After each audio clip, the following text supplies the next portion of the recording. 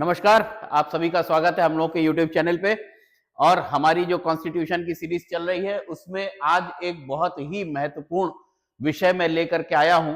और जैसा कि मैंने आप लोगों को कहा है कि हमेशा कोशिश करिए कि आप जितना चार्ट बना करके, जितना कंपैरेटिव एनालिसिस करके आप बना सके, चीजों को पढ़ सकें, उतना आपके लिए सुविधाजनक होगा।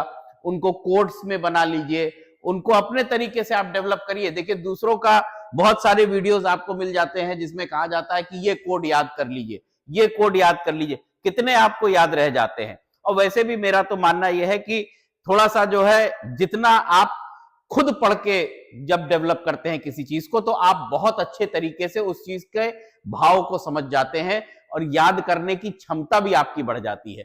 तो देखिए, उसी सीरीज में मैं एक लेकर के आया हूं आज आपके सामने, मनी बिल, धन विधेयक, जो कि आप देखते हैं आर्टिकल 110 में दिया गया है, आर्टिकल 110। और मैंने आपको पिछले वीडियो में अगर बताया था, आपने सुना था, तो याद रखिएगा, मैंने आपको बताया था कैसे आपको संघ यानी चैप्टर 5 और चैप्टर 6 में आपस में सारे अनुच्छेदों को याद रखना है, किस तरीके से आप आर्टिकल्स याद रख सकते हैं, वो मैंने आपको पिछले वीडियो में बताया था। अगर नहीं देखा हो तो वो जरूर देख लीजिएगा, वो बहुत इंपॉर्टेंट है आपके लिए। और देखिए, सबसे कठिन रहता है, बहुत सारे प्रश्न भी कई बार आता है, कई बार एग्जाम्स में आया है। बहुत आसान है समझना, इन चीजों को समझिए। देखिए, कोई विधेयक धन विधेयक है या नहीं, if any bill is money bill और नॉट, ये कैसे पता चलेगा? तो सबसे पहले तो जान लीजिए, धन विधेयक अनुच्छेद 110 आर्टिकल 110 में दिया गया है। और मैंने आपको पिछली बार जो तरीका बताया था, उसको जैसे ही आप लगाएंगे आपको पता चल जाएगा कि जो स्टेट में अगर मनी बिल की बात होती है, राज्य में अगर धन विधेयक की बात होगी, तो कहां पर बात हो जाएगी? 199, आर्टिकल 199। अब देखिए, हमारी समस्या रहती है कि भाई धन विधेयक है क्या, क्या होता है धन विधेयक? तो एक बात जान लीजिए, जो भी बिल लेकर आए जाते हैं, मैं अगला जो वीडियो बनाऊंगा वो आपका कंपैरेटिव बनाऊंगा कि व्हाट इज द डिफरेंस, क्या अंतर है धन विधेयक में, money bill, constitutional amendment bill, संविधान संशोधन के बिल में, और साथ ही साथ सामान्य बिल में, ऑर्डिनरी बिल में। तो ये मैं डिफरेंस आपको लेकर के आऊंगा, और इन सब पे बहुत क्वेश्चन पूछे जाते हैं। अब देखिए, सबसे पहले तो देखिए कौन कौन से बिल को मनी बिल कहा जाएगा। तो अगर जान लीजिए कि कोई भी बिल, उसमें क्या क्या संबंधित है, अगर कर के निर्धारण से है, कर से संबंधित अगर कोई बिल है, जैसे जीएसटी का बिल आ रहा है, तो वो किससे है? कर लगाने से संबंधित है, तो वो क्या हो जाएगा? धन विधेयक हो जाएगा। अब देखिए, यदि कर के इंपोजिशन, इफ टैक्स इंपोजिशन यानी अधिरोपण, एबोलिशन कोई हटाना है, उत्साधन करना है, या मान लीजिए रेमिट करना है, परिहार करना है किसी कर का, या फिर परिवर्तन करना है, ऑल्टरेशन करना है, तो ऐसे में वो क्या होगा? मनी बिल का पार्ट होगा। या फिर किसी भी कर का विनियमन करना है, रेगुलेशन करना है, ये 5 चीजें याद रखिएगा: imposition, abolition, remission, alteration, regulation, अधिरोपण, उत्साधन, परिहार, परिवर्तन और विनियमन, किसका? कर का। अगर इससे संबंधित विधेयक है तो वो क्या होगा? मनी बिल हो जाएगा। उसके बाद देखिए, अगर कोई बोरोइंग से संबंधित है, जो सरकार पैसा ले रही है, बोरो कर रही है, कर्ज ले रही है, उससे संबंधित है, या तो भारत सरकार या राज्य सरकार, तो वो संबंधित है, वो भी मनी बिल में आ जाएगा। और साथ ही साथ जो प्रत्याभूति, जो गारंटी देती है, गवर्नमेंट जब पैसा लेती है तो गारंटी भी देती है, वो जो गारंटी है वो भी उसी से संबंधित है। रेगुलेशन ऑफ बोरोइंग से अगर संबंधित बिल है, या फिर किसी भी वित्तीय बाध्यताओं से संबंधित कोई भी संशोधन लेकर के आना है, किसी कानून में संशोधन होना है जो कि वित्तीय बाध्यता यानी फाइनेंशियल ऑब्लिगेशन से संबंधित है, तो वो भी क्या आएगा? मनी बिल में आएगा। तीसरी चीज देखिए, तो पहला हो गया कर से संबंधित, दूसरा कर्ज से संबंधित, कर्ज, और तीसरा है उसके संरक्षण, कस्टडी। अब कस्टडी किसकी? क्योंकि जैसा कि हमको मालूम है कि भारत के पास में 3 प्रकार के फंड हैं, भारत संघ के पास 3 प्रकार के फंड हैं। आगे मैं अगली वीडियो में किसी वीडियो में आपको उसको बताऊंगा भी कि कितने प्रकार के फंड होते हैं। तो यहां पे अगर हम देखें कि कस्टडी यदि है, संरक्षण अभिरक्षा है किसकी, संचित निधि की, उससे संबंधित कोई मामला, या फिर दूसरा जो एक और फंड होता है आकस्मिकता फंड, एक और फंड होता है पब्लिक अकाउंट फंड, वो मैं आपको बाद में डिस्कस करूंगा। तो अब देखिए, संचित निधि से संबंधित, उसकी अभिरक्षा से संबंधित कोई मैटर हो, या फिर आकस्मिकता के संबंधित, आकस्मिकता निधि से संबंधित उसके कोई भी मैटर हो अभिरक्षा से, तो वो किस में आएगा, मनी बिल होगा। यानी कि एक तो संचित निधि और आकस्मिकता निधि से संबंधित कोई भी विषय होगा, या उनमें से पैसा जमा होना, भाई कैसे पैसा जमा हो रहा है, या मान लीजिए कैसे उस पैसे को निकाला जाएगा उस संचित निधि से, तो ये संबंधित अगर विषय है किसी बिल में, तो वो क्या होगा, मनी बिल होगा। साथ ही साथ यदि धन के विनियोग से संबंधित, एप्रोप्रिएशन ऑफ मनी, पैसा निकालना है, धन का विनियमन करना है, किसमें से, आपके संचित निधि से, कंसोलिडेटेड फंड ऑफ इंडिया से अगर धन का विनियमन, विनियोग करना है, यानी एप्रोप्रिएशन ऑफ मनी करना है, निकालना है एप्रोप्रिएशन मनी, क्योंकि बजट के प्रोसेस में, आगे मैं आपको जब बजट बताऊंगा तो बजट के प्रोसेस को बहुत आसानी से समझिएगा।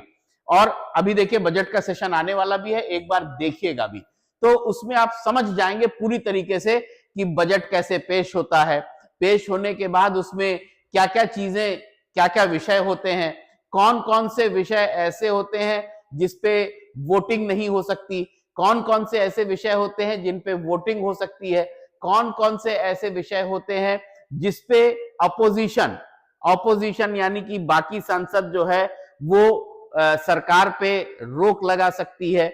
जैसे हम लोग पॉलिसी कट जानते हैं, फाइनेंशियल कट जानते हैं, ये सब हम लोग आगे पढ़ेंगे।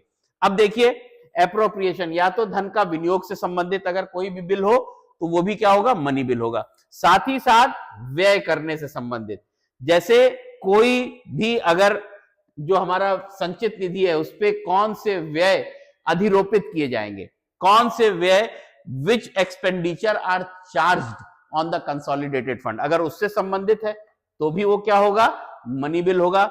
साथ ही साथ अगर अमाउंट इंक्रीज करना है, ऐसे खर्चे का अमाउंट मतलब धन बढ़ाना है, वो भी किससे संबंधित बिल होगा, मनी बिल से संबंधित। उसके बाद देखिए प्राप्ति से संबंधित। अब अगर मान लीजिए जो संचित निधि है या पब्लिक अकाउंट, मैंने जो आपको बताया कि भारत में 3 प्रकार के फंड हैं, तो इसमें जो भी पैसा आ रहा है वो उससे संबंधित अगर विधेयक होगा, बिल होगा, तो वो क्या होगा, धन विधेयक, या उसके कस्टडी और उससे संरक्षण से संबंधित कोई होगा, या फिर उसकी लेखाओं का समीक्षा करनी होगी, यानी कि audit of accounts, in accounts के ऑडिट से संबंधित कोई बिल होगा, वो भी क्या होगा, मनी बिल होगा। इसी के साथ में इन जो ये जो 1 2 3 4 5 जो 6 मैटर यहां पे दिए गए A to F, इनसे संबंधित यदि अन्य कोई विषय भी होगा, incidental to all the above, any matter which is incidental to any of the matters, यानी कि इन विषयों से अनुषांगिक विषय कोई अगर होगा वो भी किसका पार्ट होगा, मनी बिल का पार्ट होगा, धन विधेयक का पार्ट होगा।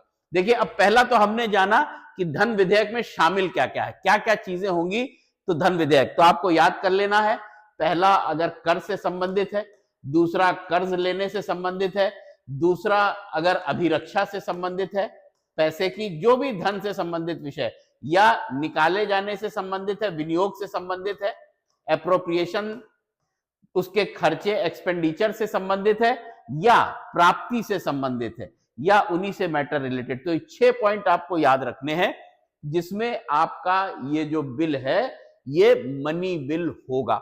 अब देखिए कोई बिल, कोई विधेयक मनी विधेयक, धन विधेयक है या नहीं, ये डिसाइड कौन करता है, तो यही 110 के क्लॉज 2 में, और यानी कि 199 में भी आप देखेंगे क्लॉज 2 में दिया गया है, क्लॉज 3 में दिया गया है कि उसको डिसाइड कौन करेगा, निर्धारित कौन करेगा, स्पीकर। जो भी लोकसभा का स्पीकर होगा वही निर्धारण करेगा कि ये जो बिल है, विधेयक जो आ रहा है वो धन विधेयक है अथवा धन विधेयक नहीं है, ये सीधे सीधे लिखा हुआ है। और अगर जब वो पास हो जाएगा और वो भेजेगा राष्ट्रपति को, तो उसी के साथ एक सर्टिफिकेट लगाएगा, एंडोर्स करेगा सर्टिफिकेट के साथ में कि ये एक मनी बिल है। क्योंकि मनी बिल में हम लोग जानते हैं राज्यसभा की पावर बहुत कम होती है, केवल 14 दिन का समय उसका पास होता है। अगर वो 14 दिन में पास नहीं किया तो बिल पास मान लिया जाता है, धन विधेयक। लेकिन बाकी में ऐसा नहीं मामला है। तो आगे हम लोग पढ़ेंगे लोकसभा और राज्यसभा के कौन कौन से बराबर शक्तियां हैं, कहां पे लोकसभा के पास में ज्यादा शक्ति है, कहां पे राज्यसभा के पास ज्यादा शक्ति है। तो देखिए, ये बताता है स्पीकर, यही डिसाइड करेगा। और राज्य में कौन डिसाइड करेगा? जो लेजिस्लेटिव असेंबली है उसका जो स्पीकर होगा वही डिसाइड करेगा कि कौन सा बिल मनी बिल है। एक चीज जब हम इतना जान गए तो एक और बहुत इंपॉर्टेंट पॉइंट है कि कौन से विषय मनी बिल से संबंधित नहीं है, धन विधेयक नहीं है। मैटर्स वही हैं जो लगभग यहां से रिलेटेड हैं, लेकिन वो फिर भी धन विधेयक नहीं है। और ये कहां पे बताया गया है? 110 के क्लॉज 2 में और 199 के क्लॉज 2 में। ठीक है, राज्यों के बारे में 199 के क्लॉज 2 में और संघ के बारे में 110 के क्लॉज 2 में। अब देखिए यहां पे, यदि कोई मामला किसी जुर्माने के अधिरोपण से या फिर किन्हीं धनीय शक्तियों के संबंधित अगर कोई भी मामला है, यानी कि इंपोजिशन ऑफ फाइन से रिलेटेड कोई मामला है, तो वो धन विधेयक नहीं होगा, it will not be a money bill. और उसके बाद यदि अनुज्ञप्तियों के लिए फीस से संबंधित है, यानी कि लाइसेंस फीस से संबंधित, अगर, क्योंकि पैसा तो वहां पे भी इन्वॉल्व हो रहा है, लेकिन वो धन विधेयक में नहीं आएगा, इसीलिए वहां पे बता गया है। या फिर फीस फॉर सर्विसेज, जो आपने सर्विसेज दी हैं उस पे जो फीस का अधिरोपण हुआ है वो भी मनी बिल में नहीं आएगा। साथ ही साथ ये ध्यान दीजिएगा कि केवल जो हम लोगों ने कर की जो बात की है, कर का अधिरोपण, उत्सादन, परिहार, परिवर्तन, विनियमन यानी इंपोजिशन, एबोलिशन, रेमिशन, ऑल्ट्रेशन, रेगुलेशन, अगर यूनियन और स्टेट का होगा तभी वो मनी बिल कहलाएगा। लेकिन यही कर अगर स्थानीय कर हैं, लोकल टैक्स हैं, उनका इंपोजिशन, एबोलिशन, रेमिशन, ऑल्ट्रेशन, रेगुलेशन कोई अगर स्थानीय प्राधिकारी कर रहा है तो वो मनी बिल में नहीं आएगा, धन विधेयक में नहीं आएगा। तो आप ये चार्ट एक बार देख करके बहुत अच्छे से, इसी तरीके से जैसे मैंने बनाया है वैसे ही आप बना लीजिए, बहुत सुविधा हो जाएगी आपको मनी बिल को समझने में। अगले हमारा जो टॉपिक होगा उसमें हम लोग मनी बिल और ऑर्डिनरी बिल और कॉन्स्टिट्यूशनल अमेंडमेंट बिल, इनके बीच में अंतर बताएंगे और साथ ही साथ तीनों कैसे पास किए जाते हैं, कैसे प्रेसिडेंट उन पे साइन करता है, उस पे राष्ट्रपति के क्या क्या अधिकार होते हैं, वीटो पावर वगैरह, हम अगले वीडियो में इंक्लूड करेंगे। साथ ही साथ ये जो 3 प्रकार के हमारी निधि हैं, कंसोलिडेटेड फंड यानी संचित निधि, कंटिजेंसी फंड आकस्मिकता निधि और पब्लिक अकाउंट फंड, ये हम लोग इनके बीच में अंतर क्या है ये अगले वीडियो में देखेंगे। चलिए, बहुत बहुत धन्यवाद, आप लोगों का दिन शुभ हो, नमस्कार।